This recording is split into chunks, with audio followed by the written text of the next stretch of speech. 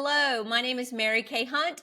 Welcome to Wondermous, a healthcare leadership journey. We are so excited to feature some amazing healthcare leaders across the United States that are doing some phenomenal work to transform the patient experience, to help leadership become more powerful and help make a business impact.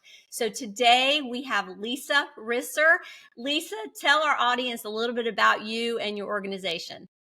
Sure. So I've been in healthcare leadership for over 30 years on the provider side. So working with hospitals and health systems as a senior executive for many years. And my organization currently is called Jevan Consulting.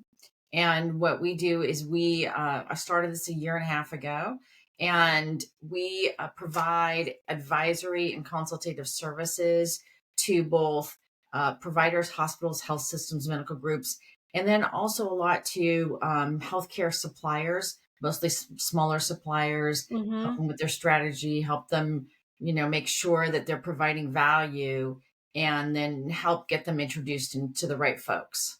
So what was the inspiration early on that led you to healthcare?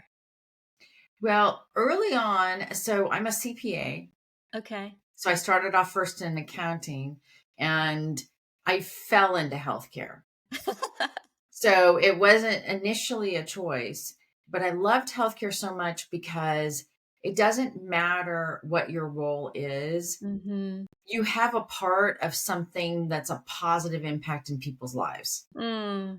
So even if you're an accountant or whatever your role is, you feel good about what you're doing because you're making a small difference in an organization wherever you are that really helps people. Absolutely. And helping people at the end of the day, that's what it's all about. Yeah. Have we made an impact? Have we made a difference? And have we truly, helped improve quality of life, quality of Mhm. business? So what was the catalyst moment that created the Jevan Consulting? What was some of the drivers behind that? So as I said, I've been working in hospitals, health systems, medical groups as a senior executive for many, many years. Mm-hmm. And for me personally, I felt like I was ready to do something different. Right. And I really wanted to help multiple organizations. Sure. Then rather than just focusing on one, helping multiple organization. I'm on different boards. I'm an advisor for different companies and firms. Mm-hmm.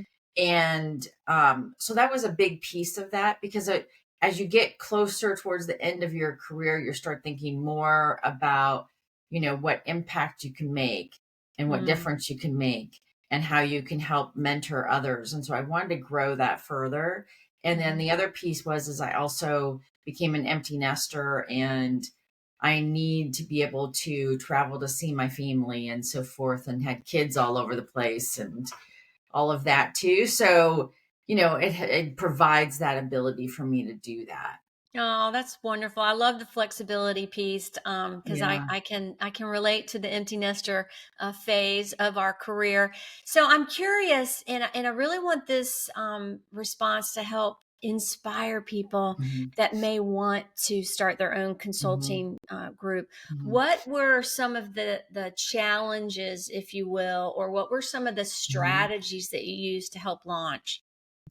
Well, for me, there's a huge learning curve. Okay.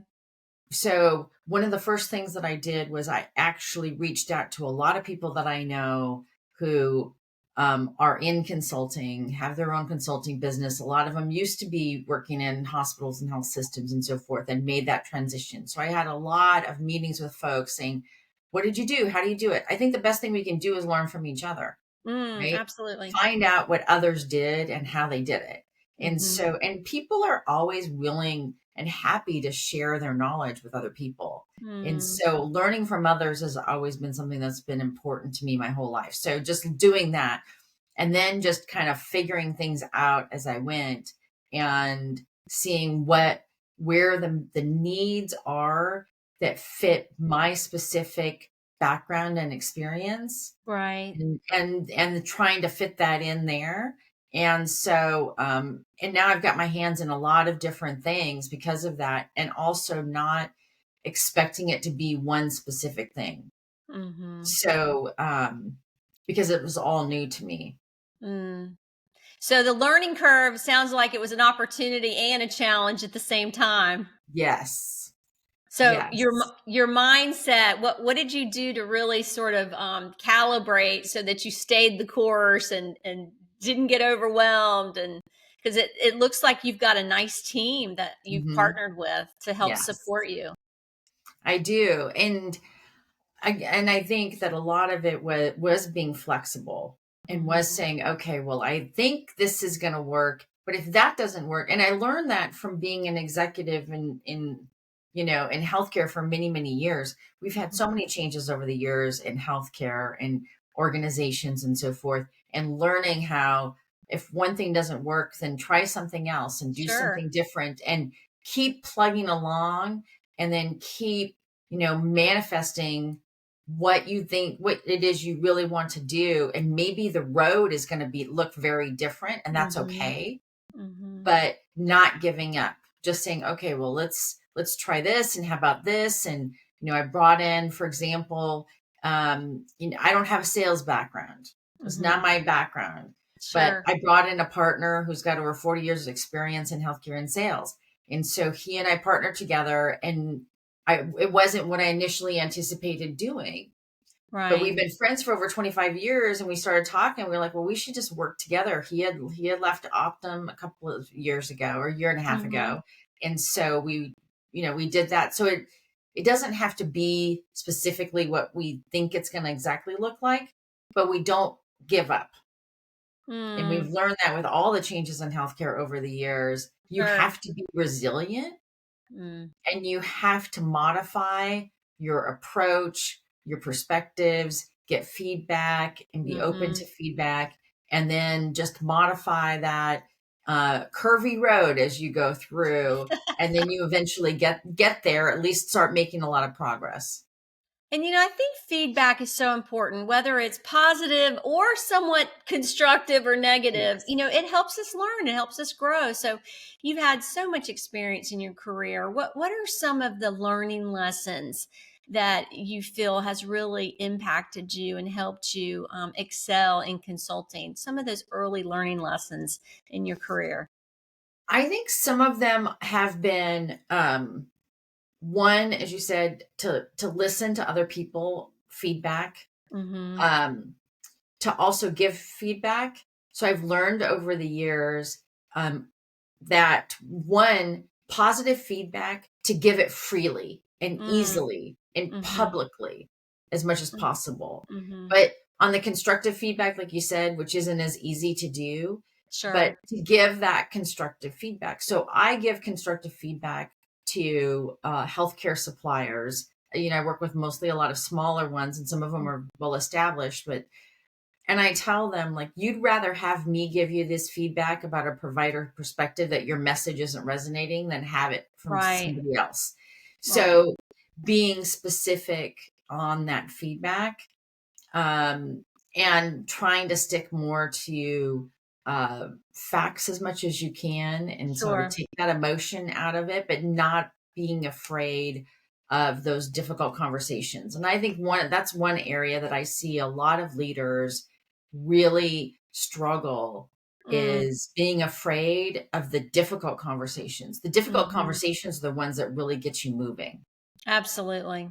It's interesting you say that because years ago, when I was working for my father in his periodontal practice, he gave me some feedback and he said, Mary Kay, you wear your heart on your sleeve. And I'm thinking, yeah, I do. And, I've had to calibrate the emotional piece over the years so that, those lacrimal glands, I'm not crying all the Mhm. time. But when you're passionate and you really Mhm. care deeply about processes and people, sometimes it can the emotions can get the best of you.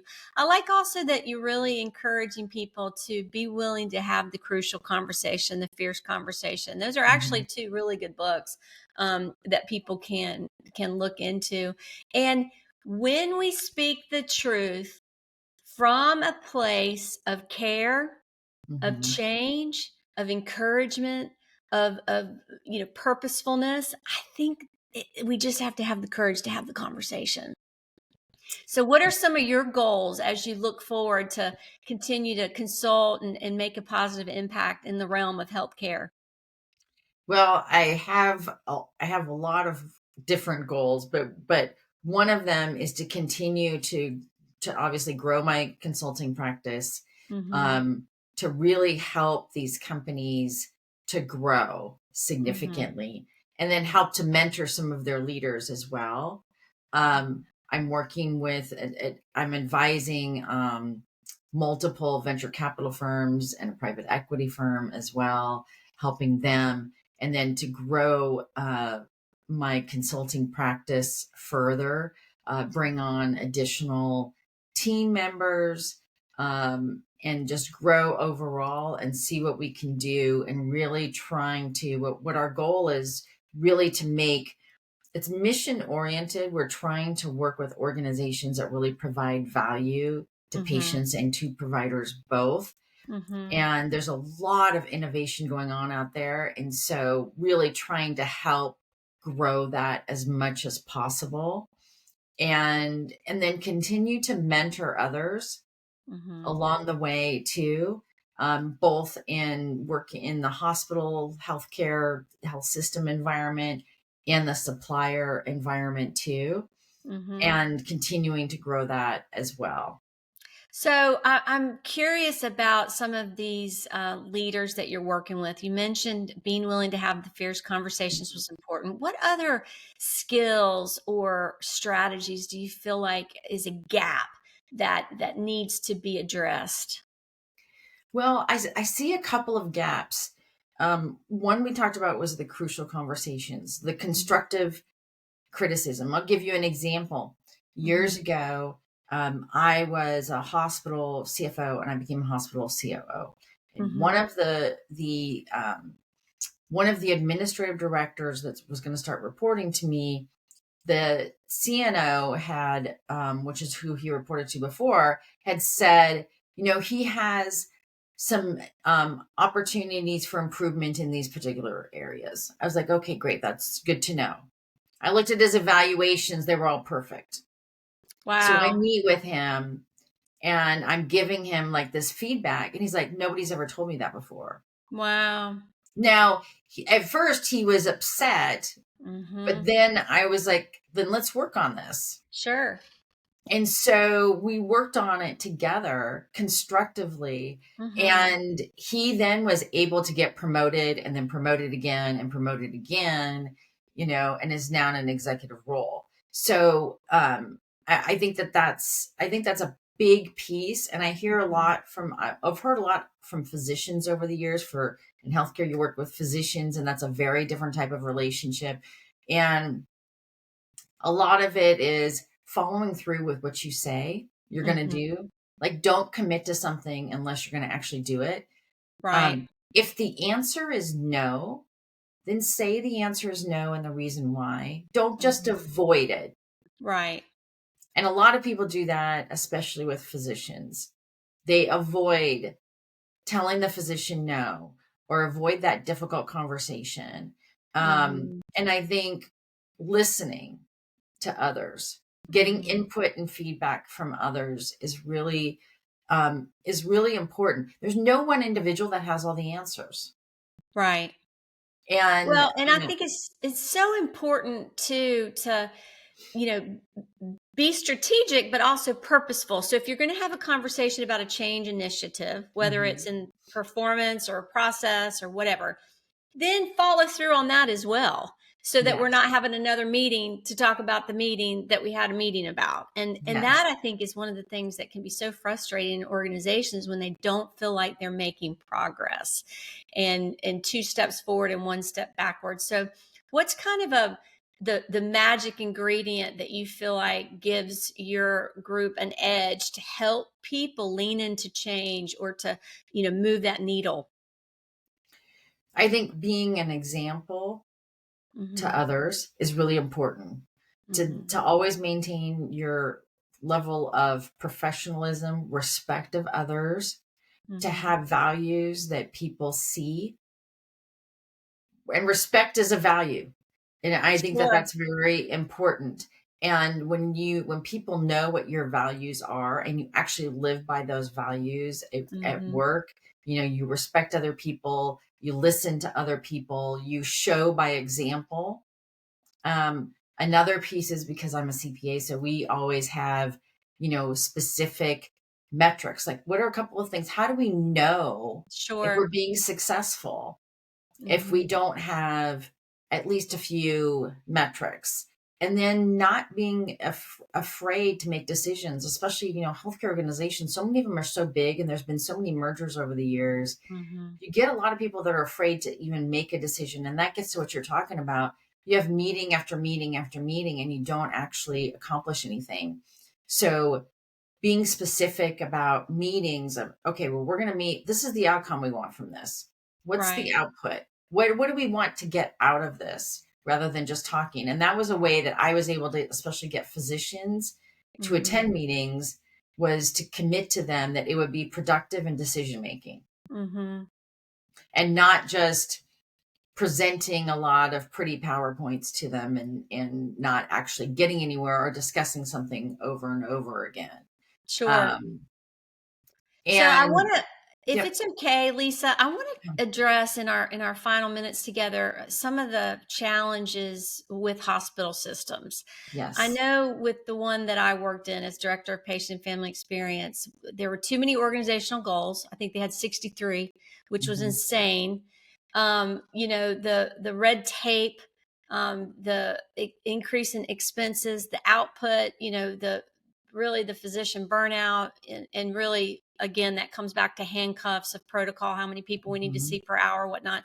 What do you see as kind of the top three challenges in our hospital systems, so that maybe that can be a roadmap of some things that we need to be innovative to even give support for our hospital systems?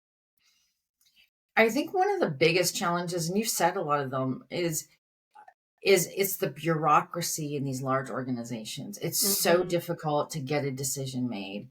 Mm-hmm. Um, and nobody knows who can really make a decision. Um, and it makes it so that you're spending way too much unproductive time to Right. just get to making a decision. Right. So there are too many initiatives and not enough focus on the absolute priorities of the Mm-hmm. organization and really that.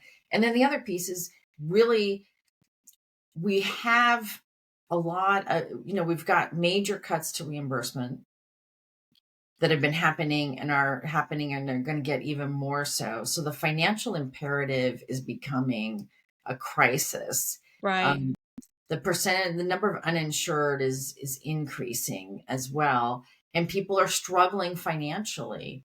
Mm-hmm. And healthcare costs is one of the areas that's really exacerbating that problem. So we need to come together in a way that we haven't in order to address those issues of there's a lot of unnecessary waste in Mm-hmm. healthcare, unnecessary resources, for a lot of different reasons. We need to address those things and figure out how do we do this better, because we don't have better outcomes than other, advanced countries, um, at a lower cost, and that means working with physicians in a very, very different way than we have. And there's some organizations that are doing that now. And I think the working with physicians differently is a key piece to actually addressing maybe not the reimbursement side, that's more in the government, but the unnecessary utilization of resources, some of the cost and so forth, and really focus on what's the priorities for patient care and not losing Mm-hmm. sight of that. Absolutely. Well, it was interesting because when I was at the hospital, it was around want to say 2014, 2015, I think. But I kept thinking to myself, if more providers would get involved in politics. And my former father-in-law was a state senator in North Carolina, and his background was education. Well, he was able to drive a lot of positive change in Raleigh because his background was in education. Yeah. And so I think deep down, I have these secret thoughts of like blowing up the insurance companies and blowing up the hospital system and just shaking it all up and then reforming it so it's powerful and positive and purposeful. So maybe blowing up's not the right word I should have used, but I just think there's got to be a better way, but we've got to get people to be willing to do things very, very differently. So I think that's one of the things I'm excited for you about is doing things differently. So our final question for you, Lisa, if you Yes. could talk to your younger self and give your younger self some words of wisdom or encouragement, what would you say? I would say to believe in yourself, and to know what it is that you bring to the table. Mm, What do you bring into the table, and be confident about that, and reaching out to others for help, mm-hmm, learning from others, watching others, and being a constant learner, and that making mistakes is okay. And the most successful people have made the most mistakes. And the biggest difference between successful people and not successful people is that when they made mistakes, they just kept pushing through rather mm. than giving up. Absolutely. Absolutely. Overcoming those obstacles and pushing through to reach success. And I wish you the best, Lisa. I'm grateful Thank for the investment of time that we've made to be together today. And if you are interested in learning more about her services, Lisa, share with them how they can get in touch with you.